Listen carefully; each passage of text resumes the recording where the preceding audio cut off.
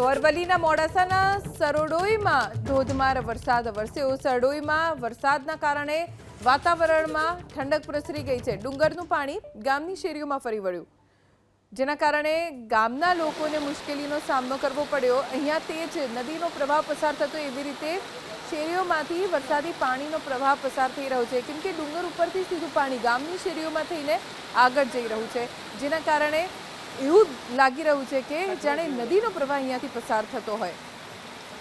પણ વરસાદ વરસ્યો છે, જે રાહતના સમાચાર છે, કેમ કે ઘણા લાંબા સમયથી ઉત્તર ગુજરાતના કેટલાય ખેડૂતો રાહ જોઈ રહ્યા હતા કે વરસાદ વરસે અને વાવણી લાયક સારો વરસાદ પડે। તેમની રાહનો હવે અંત આવ્યો છે અને મેઘરાજા મહેર વરસાવી રહ્યા છે।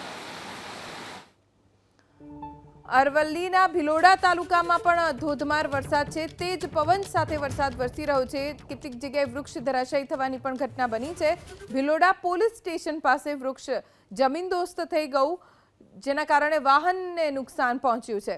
2 કારને નુકસાન થયું છે। સદનસીબે વૃક્ષ જ્યારે પડ્યું ત્યારે કોઈ ત્યાં હાજર નહોતું, જેના કારણે જાનહાનિ ટળી છે।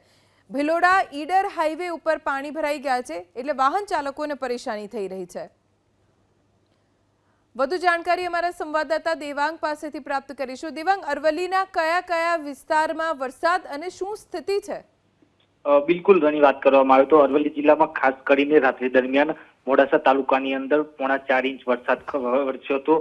અત્યારે હાલ ભિલોડા તાલુકામાં ધોધમાર વરસાદ વરસી રહ્યો છે। ભિલોડા તાલુકાના ખાસ કરીને ગ્રામીણ પંથક ધોલવાણી, માકરોડા, લીલસા સહિતના ગ્રામીણ પંથકમાં હાલ ધોધમાર વરસાદ વરસી રહ્યો છે। વરસાદ પડવાના કારણે જે ભિલોડા ઈડર હાઈવે છે તે હાઈવે પર પાણી ભરાયા છે, વાહન ચાલકો મુશ્કેલીમાં મુકાયા છે। બીજી તરફ જે ભિલોડા પોલીસ સ્ટેશન આગળ જ જે વૃક્ષ ધરાશાયી થતા 2 કારને નુકસાનની ભીતિ સર્જાઈ છે। હાલ ભિલોડામાં ધોધમાર વરસાદ વરસી રહ્યો છે। જિલ્લાની વાત કરવામાં આવે તો હાલ બાયડ અને માલપુર તાલુકામાં ધીમી ધારે વરસાદ યથાવત છે। જી।